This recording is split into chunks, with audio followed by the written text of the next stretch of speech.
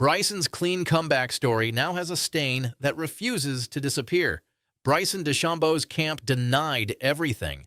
Mike Shy posted the shutdown. Golf media reopened the argument. This was never a routine coaching change. The former coach says funding vanished from a junior tour carrying John DeChambeau's name, while Bryson says Shy's account is false. Their disagreement concerned more than $2 million, but the public record still does not prove whose version is complete. That missing answer matters. When Bryson called it a private clash that became public, he quietly confirmed the relationship had broken beyond repair. The former coach walks away, yet his Instagram announcement turned departure into accusation. Then, the contrast became impossible to ignore. Bryson had just won the U.S. Open on Father's Day, dedicated it to his late father, and rebuilt his image before cheering fans. Weeks later, the Memorial Tour faced closure. That timing made the PGA Tour audience question what success had exposed. One post goes up, an old mentor speaks, and the golf discussion explodes around a story neither side can fully control today. Subscribe, then tell me honestly who you trusted first. Now let us examine what really happened after the celebration ended. For several weeks after Pinehurst, Bryson DeChambeau appeared to own the most valuable story in golf. His second U.S. Open victory had repaired a public image that once seemed permanently damaged. The galleries treated him like the people's champion. His YouTube audience kept growing, and the 55-yard bunker shot on the final hole gave him a defining highlight. Rory McIlroy supplied the opposing force. Rory carried the established PGA Tour identity, the long major drought, and the crushing finish. Bryson arrived as the disruptive challenger from LIV Golf, then left Pinehurst holding the trophy that Rory had almost secured. The victory made Bryson look fearless, accessible, and vindicated. That triumph also carried a private meaning. The final round fell on Father's Day, less than 2 years after John DeChambeau died. Bryson dedicated the victory to his father. He let spectators touch the trophy and presented the moment as something shared with everyone who had stayed beside him. It was a powerful answer to years of criticism. The golfer once mocked as an overcomplicated scientist now looked like a champion who had finally learned how to connect. His power still mattered, but his personality had become the larger attraction. Every part of the scene strengthened the comeback. Mike Shy occupied a different position outside the spotlight. He knew Bryson before the major titles, the LIV contract, and the enormous online following. Shy introduced the teenage golfer to ideas from the golfing machine and helped him pursue a single-plane swing. When clubs of different lengths created unwanted variables, Bryson experimented with making the irons one length. Shy helped turn that unusual idea into working equipment. The system eventually became central to Bryson's identity. Fans saw a radical concept. Shy remembered the years of work behind it. That history makes Shy more than a discarded technician. He coached Bryson through formative stages and caddied for him during part of his development. Their connection blurred the normal boundary between instructor and family friend. Bryson had referred to Shy as a second father. Such language creates expectations that no written coaching contract can fully define. A business disagreement between them would always carry personal weight. Once John's name became attached to a junior tour in California's Central Valley, family memory entered the financial relationship. The Central Valley John DeChambeau Memorial Junior Tour was intended to provide competition for young golfers while honoring Bryson's late father. Shy was closely involved with the project. According to his account, Bryson had committed substantial financial support. Bryson's side later disputed that description. The conflict remained contained while the public celebrated Pinehurst. Then Shy placed his announcement on Instagram. That post changed the direction of the story. Shy said the junior tour would shut down because Bryson had decided to stop funding it. The message did not read like a quiet administrative update. It connected the closure directly to the famous golfer whose father gave the tour its name. Golf media followed the post. Supporters argued over responsibility, and an internal disagreement became a public test of character. The timing intensified every reaction. Bryson had dedicated a major victory to John only weeks earlier. Now, a youth program created in John's memory appeared to be disappearing over money. The contrast gave Shy the role of wounded mentor and placed Bryson in the villain's chair. One man appeared to defend junior golfers and a memorial project. The other possessed major championship status, live golf, wealth, and an expanding media business. That framing spread easily because it asked a simple emotional question. The case portrayed a star celebrating his father publicly, then withdrawing support from a tour carrying the same name. The available facts never made the answer that simple, but the Instagram post ensured that simplicity would dominate first impressions. Bryson's response matched the instinct that has always defined him. He tries to control variables, whether the subject is swing mechanics, equipment, body mass, ball behavior, or public explanation. He did not accept Shy's version as an unfortunate misunderstanding. He called the account a complete and utter lie. His representatives challenged the financial story and described Shy's demand as extortion. That word shifted the apparent power balance. The mentor, who looked abandoned, now faced an accusation that he was using Bryson's success to force a multi-million-dollar payment. The public record establishes the accusation, but it does not establish criminal extortion. Shy did not deny seeking a large payment. Reporting placed the disputed demand around $2 million, alongside other disagreements about compensation and support. Shy said he needed to look out for himself after years invested in Bryson's career. Bryson's side viewed the demand as an improper attempt to extract money after the U.S. Open victory. Each account turned the same history into a different debt. Shy treated the past as a promise carrying continuing value. Bryson treated prior work as compensation already addressed through their professional relationship.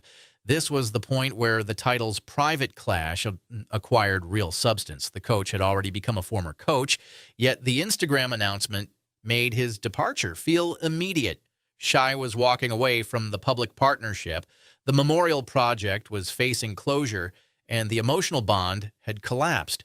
Nothing in the verified record proves a single secret confrontation caused him to leave. The stronger truth concerns accumulated resentment that finally became visible. A lifelong connection had reached the stage where both camps used public language that could not be taken back. The PGA Tour itself did not issue an explosive response, and Bryson was already a LIV golfer. The explosion belonged to the broader PGA Tour audience that still followed his major appearances, remembered his 9 tour victories, and judged his move to LIV. Pinehurst had briefly united many of those fans behind him. Shy's post fractured that unity. The comeback story no longer stood alone. It now carried a question about what Bryson's climb had cost the people who helped build it. That question also changed the champion versus challenger structure. Rory had been Bryson's visible rival at Pinehurst, but Shy became the dangerous opposing force afterward. Rory threatened Bryson's score. Shy attacked the meaning attached to Bryson's success. A missed putt could decide a trophy without redefining a man. A mentor's accusation could make every celebration look different. Fans who admired Bryson's reinvention had to consider whether his obsession with progress left old relationships behind. Supporters of Shy saw loyalty being discarded.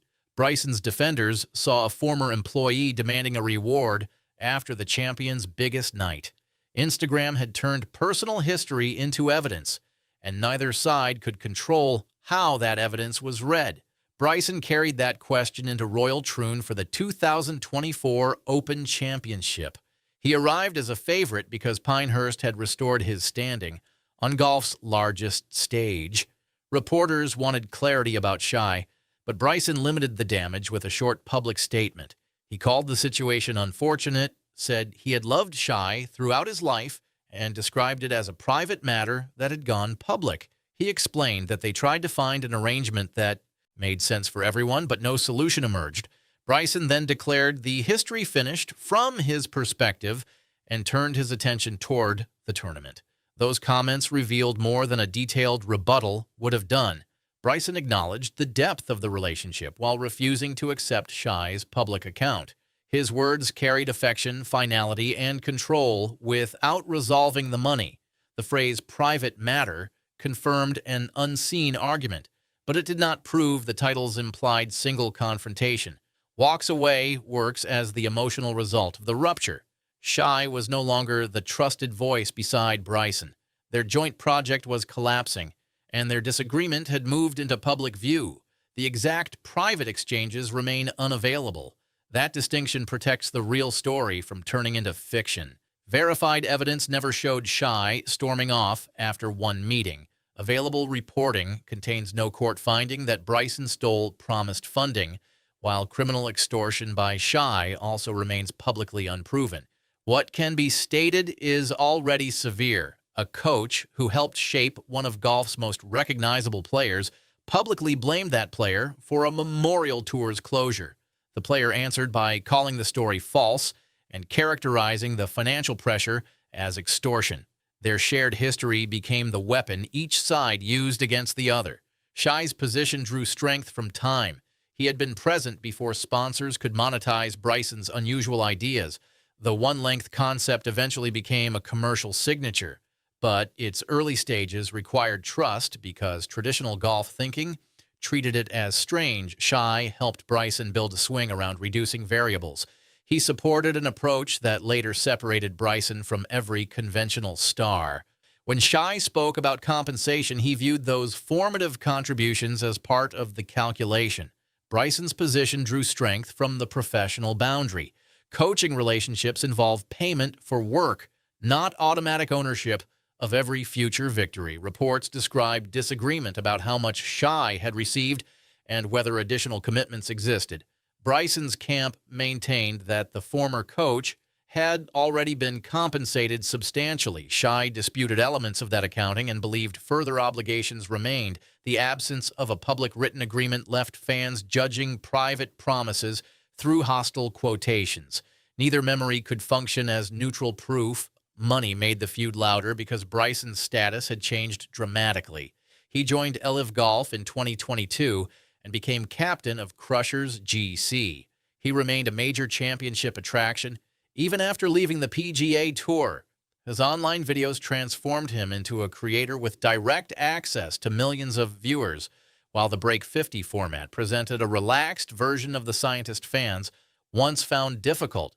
Equipment experimentation stayed central to his brand. The wealth and visibility surrounding that transformation made Shy's claim feel small to some fans and opportunistic to others. That split reaction served as the crowd around the real contest. Shy's supporters focused on junior golfers who lost an event schedule and on the symbolism of John's name. Bryson's supporters focused on the timing of the payment demand after Pinehurst. People suspicious of LIV saw another reason to question Bryson's values. Viewers impressed by his public comeback treated the allegation as an attempt to exploit renewed fame. The post gave every existing opinion somewhere to land. Bryson never abandoned his core instinct during the fallout. He attacked uncertainty with a direct denial and tried to close the subject. That response resembled his method on the course. He identifies a variable, assigns it a meaning, and searches for a solution he can control. Human relationships resist that system. Loyalty cannot be measured like air density. Gratitude has no standard contract. A mentor can believe he helped create a champion, while the champion believes he paid fairly for professional guidance. Both ideas can exist without making every accusation true. Shy also refused the quiet role expected from a former coach. His Instagram announcement ensured that the junior tour would not disappear through an unnoticed administrative update. By naming Bryson's funding decision, he forced the memorial project into the center of the conversation. The action made Shy look courageous to one side and bitter to the other. It also guaranteed that Bryson's tribute to his father would be examined beside a financial dispute involving that father's name. Dana Dahlquist's place as Bryson's leading coach showed that the golfer had already continued his technical evolution. Bryson did not stop experimenting when the Shy relationship deteriorated. His search for repeatable movement continued with another respected instructor. That transition supports the simplest part of the title. The former coach was no longer directing the system he helped establish. Yet technical replacement cannot erase personal history.